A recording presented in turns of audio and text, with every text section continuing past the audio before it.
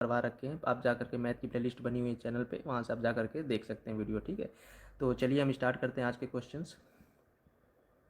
तो पहला क्वेश्चन ये कहता है कि रतिराम जो है शहर में दूध बेचता है और वो प्रतिदिन 10 लीटर दूध 45 रुपये प्रति लीटर के हिसाब से बेचता है, लेकिन साथ ही ना वो हर हफ्ते क्या करता है 50 रुपये जो होता है नगर निगम को टैक्स में दे देता है।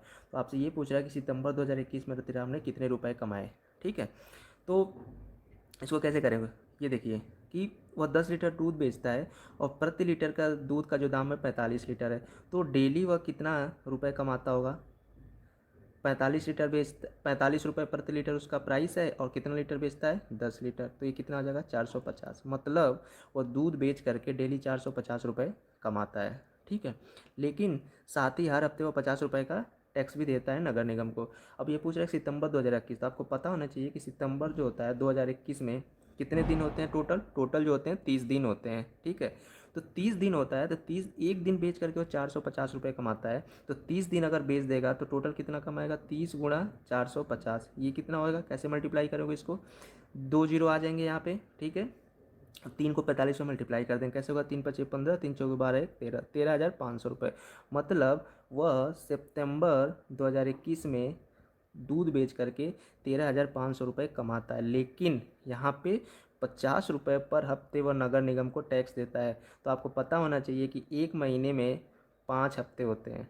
ठीक है, 5 वीक होंगे, तो 5 जब वीक होंगे तो एक वीक में वह 50 रुपये टैक्स देता है, तो 5 वीक में कितना देगा, 250, 50 × 5 250 रुपये। ठीक है, उसकी टोटल कमाई 13,500 रुपये है और वो टैक्स 250 रुपये देता है। जब 13,500 में से आप 250 माइनस कर दोगे, 13,500 में से 250 माइनस कर दोगे आप, तो ये आ जाए आपका 13,250 रुपये। ठीक है, मतलब वो 13,250 रुपये कमाएगा टोटल सितंबर 2021 में। ठीक है, चलते हैं नेक्स्ट क्वेश्चन की तरफ। देखिए नेक्स्ट क्वेश्चन का ये इंग्लिश वर्जन है, आप वीडियो को रोक करके पढ़ सकते हैं, मैं हिंदी वर्जन पढ़ देता हूँ। क्या कह रहा है कि कहता है कि जेम्स जो है स्थानीय उधार देने वाले व्यक्ति से 500 का उधार लेता है। ठीक है, और कबीर भी क्या करता है ना 500 रुपये का ही उधार लेता है, लेकिन वो एक कोऑपरेटिव सोसाइटी से लेता है। जेम्स क्या करता है 55 दिनों तक हर दिन 11 रुपये उधार चुकाता है, लेकिन कबीर ने क्या किया बैंक को 55 दिन के बाद ना डायरेक्ट 600 रुपये चुका दिया। अब दोनों का जो उधार था वो 55 दिन बाद ख़त्म हो गया, लेकिन पूछ रहा है कि किसने ज़्यादा राशि चुकाई होगी और कितनी ज़्यादा कमाई होगी, कितनी ज़्यादा चुकाई होगी। ठीक है, तो देखिए 500 का वो उधार लेते हैं दोनों, एक लेता है जेम्स, एक लेता है कबीर। ठीक है, जेम्स जो होता है ये उधार चुकाने के लिए क्या करता है 55 दिनों तक 11 रुपये पर डे के हिसाब से चुकाता है। तो टोटल कितना चुकाया होगा, इसको मल्टीप्लाई करेंगे कितना आएगा, 11×5 = 55 और 11×5 = 55 और 5 = 60। ठीक है, 605 रुपये। लेकिन कबीर ने जो क्या किया वो 600 रुपये एक बार में ही चुका दिया। ठीक है, 600 ये चुका रहे हैं, 605 रुपये भाई साहब जेम्स, और कबीर चुका है 600 रुपये। देख रहे हैं जेम्स को क्या करना पड़ रहा है, 5 रुपये ज़्यादा चुकाना पड़ रहा है कबीर से। तो यही पूछ रहा है कि किसने कितना ज़्यादा चुकाया होगा। तो यहाँ पे आपका आंसर हो जाएगा जेम्स जो कबीर से 5 रुपये ज़्यादा चुकाया होगा। ठीक है, बहुत आसान क्वेश्चन है, बस आपको क्वेश्चन पढ़ना है आराम से और देखना है क्या पूछ रहा है। सिंपल सम्स है, यहाँ पे मल्टीप्लिकेशन सब्ट्रैक्शन का यूज हुआ है, बाकी कुछ नहीं है इस क्वेश्चन में। ठीक है, चलते हैं नेक्स्ट क्वेश्चन की तरफ। देखिए next question, Move on from college degrees, focus only on upskilling. I'd give this advice as 6. College degrees. देखिए नेक्स्ट क्वेश्चन क्या कहता है कि मिनी का 3 गुना बैठ सकते हैं, मतलब 3 × 15 दैट इज 45 स्टूडेंट बैठ सकते हैं। अब कह रहा है कि 112 विद्यार्थी को पिकनिक पर जाना चाहते हैं और प्रत्येक सीट पर एक विद्यार्थी बैठता है, तो इसके लिए कम से कम कितने वाहनों की आवश्यकता होगी। ठीक है, टोटल कितने स्टूडेंट जा रहे हैं पिकनिक पे, 112। तो हमसे पूछ रहा है कि कितने वाहनों की आवश्यकता होगी, और हमको ये दे रखा है कि मिनी बस है उसमें 15 विद्यार्थी बैठ पाएंगे, और अगर आप मेगा बस लेते हो तो उसमें 45 विद्यार्थी बैठ पाएंगे। अब एक बात बताइए, 112 को हम ऐसे लिख सकते हैं 90 प्लस 112 में से 90 को माइनस कर देंगे तो कितना आ जाएगा 22, इसको जोड़ेंगे तो 112 ही आएगा ना। 112 को मैंने लिख दिया 90 + 22। अब 90 को हम कैसे लिख सकते हैं, 2 × 45, 2 × 45 प्लस ये 15 + 7। ठीक है, अब देखिए 2 × 45 हो गया, मतलब अब हमारे पास एक बस है ना जिसमें 45 विद्यार्थी बैठ सकते हैं, मतलब 2 इंटू 45 का मतलब 2 अगर हम बड़ी बस ले लेते हैं, ठीक है, बड़ी बस, बड़ी वाली बस हमने ले ली 2, ठीक है, 2 बड़ी बस ले लेंगे तो उसमें 90 विद्यार्थी आ जाएंगे। और 15 प्लस 7 ये बचा 15, एक मिनी बस में क्या हो रहा है, एक मिनी बस में ये आ जाएंगे 15 विद्यार्थी, फिर भी 7 हमारे पास बच गए, तो इसके लिए एक और हम मिनी बस ले लेंगे, ठीक है। तो मतलब हमारा जो काम है 2 मिनी बस और 2 बड़ी बस से हो जाएगा, ठीक है। तो ये हमारा ऑप्शन हो जाएगा 2 मिनी बस और 2 बड़ी बस। कैसे हमने इसको किया, देखिए कैसे किया कि हमको दे रखा है कि मिनी बस में 15 विद्यार्थी और मेगा बस में 45 विद्यार्थी बैठ सकते हैं। तो 112 को तो हम कोशिश ये करेंगे ना, देखिए हमसे पूछ रखा है कि कम से कम कितने वाहनों की आवश्यकता होगी, तो कम से कम कितने वाहन कैसे आप पता कर पाओगे, जो बड़ी बस है उसमें ज़्यादा से ज़्यादा विद्यार्थियों को बैठा दो, तभी तो आपको कम से कम बस की आवश्यकता होगी ना। ऐसा थोड़ी ना है कि आप 112 है तो आप 10 बस से लेकर चले गए, 15-15 विद्यार्थी बैठा दिए, आप 10 बस लेके जाना पड़ा, ऐसा नहीं पूछा है क्वेश्चन। हमसे पूछा है कि मिनिमम कितने वाहनों की आवश्यकता होगी, तो मिनिमम के लिए क्या करना होगा कि जो बड़ी बस है उसमें ज़्यादा स्टूडेंट को बैठाओ, तो इसलिए मैंने क्या किया 112 को क्या कर दिया, ऐसे डिवाइड कर दिया, 45 45 इंटू 2, 90 लिख दिया इसको, प्लस 22 को हमने लिख दिया 15 प्लस 7, ठीक है। 2 बड़ी बस और 2 मिनी बस हो जाएंगे यहाँ से, ठीक है। आप एक क्वेश्चन और भी कर सकते हो कि सर ऐसा भी तो कर सकते थे कि आपने बोला कि 2 मिनी बस ले लिया हमने, एक और बड़ी बस ले लेते हैं जिसमें 45 और बैठा देते हैं, 3 बड़ी बस ही ले सकते, कर सकते हो आप, बिल्कुल ऐसा कर सकते हो, कोई दिक्कत नहीं। लेकिन आप ऑप्शन में भी तो देखिए ना, ऑप्शन में कोई भी 3 बड़ी बस का ऑप्शन नहीं दे रखा है, हमारे पास यही ऑप्शन दे रखे हैं कि 2 मिनी बस होनी चाहिए, 2 बड़ी बस होनी चाहिए, या ये होनी चाहिए या होनी चाहिए, नहीं चाहिए, ठीक है। तो इस हिसाब से जब इसको सॉल्व करोगे तो ये वाला ऑप्शन आएगा। इसको आप ट्रिक से भी सॉल्व कर सकते हो, देखो कैसे, क्वेश्चन आप इतना कैलकुलेशन नहीं करना चाहते हो ना, मत करो। कैसे करोगे इसको, देखिए आप ऑप्शन देखिए, पहले में कह रहा है 2 मिनी बस 2 बड़ी बस, इसमें कह रहा है 1 मिनी बस 2 बड़ी बस, इसमें 3 और 1 है। अब सब कुछ देखोगे, इसमें टोटल 4 बस चाहिए, इसमें आपको 3 बस चाहिए, इसमें आपको 4 चाहिए, इसमें 5 चाहिए, तो ये वाला ऑप्शन तो ऐसे ही बाहर हो गया ना, क्योंकि ये तो कंपटीटर है, इसमें 3 चाहिए होता है, इसमें 4, इसमें 4, तो अब इसमें 5, तो मैक्सिमम वाला तो ऐसे ही बाहर हो गया, क्योंकि आपको कम से कम बस चाहिए।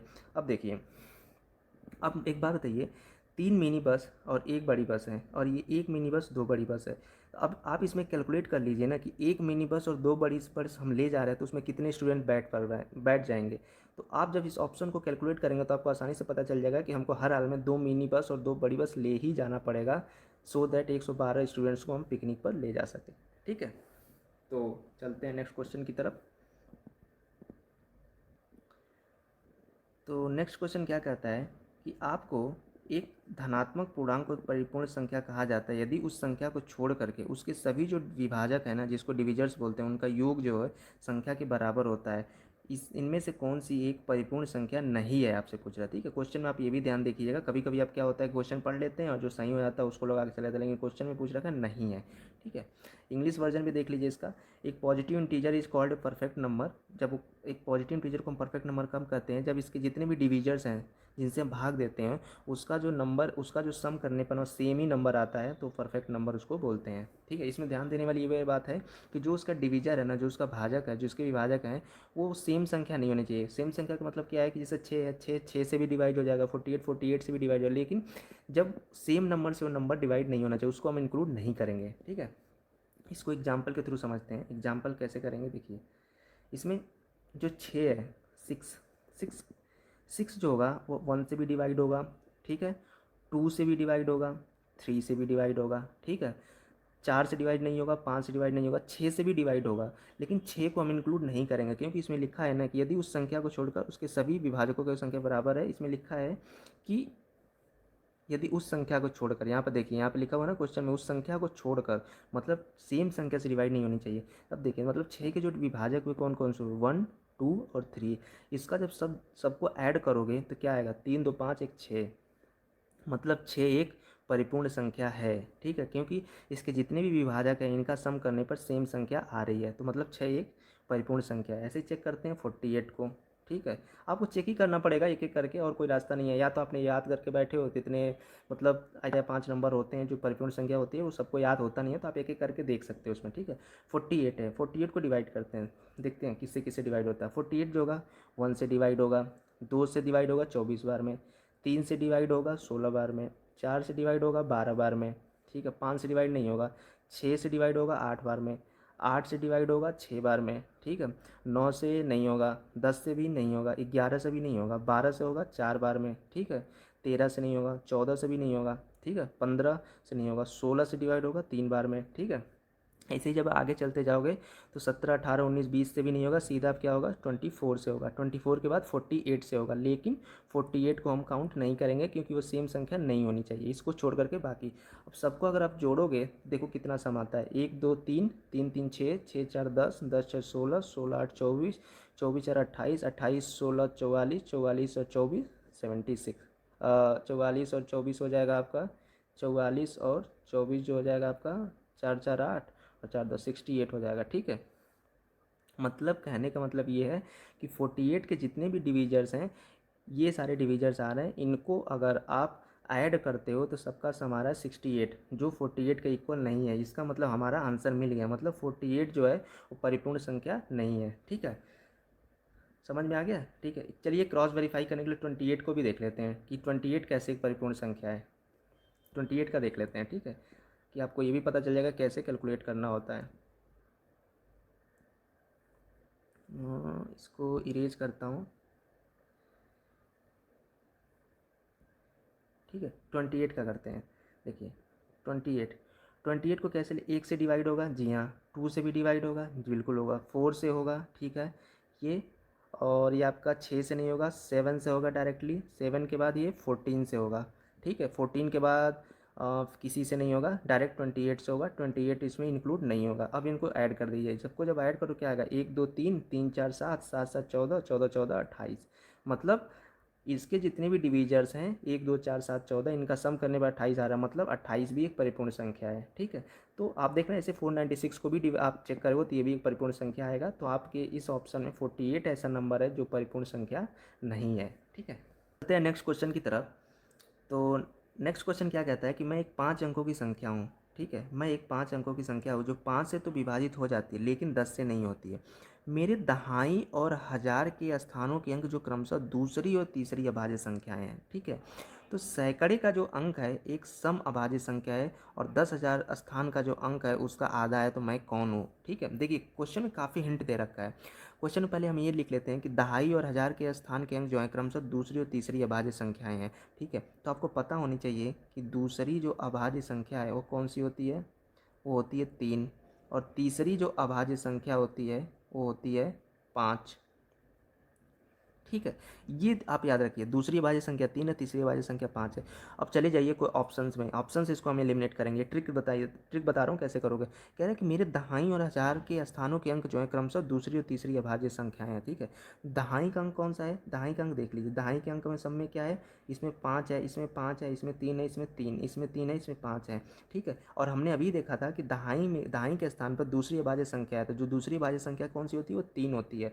देख रहे हैं, आपको यहीं से आंसर मिल गया। दहाई के स्थान, इस सारे ऑप्शंस में दहाई के स्थान पर ही तो केवल 3 है ना, तो ये आपका हो जाएगा आंसर। आगे भी वैलिडेट कर लेते हैं इसको और कंफर्म करने के लिए। कह रहा है तीसरी अभाज्य संख्या जो है वह हज़ार के स्थान पर है। तीसरी अभाज्य संख्या हमारी क्या है, 5 है, वो भी देख लेते हैं। तीसरी अभाज्य संख्या 5 है, वो किस कौन सा स्थान पे है, हज़ार स्थान पे है। तो हज़ार कौन सा होगा, इकाई, दहाई, सैकड़ा, हज़ार।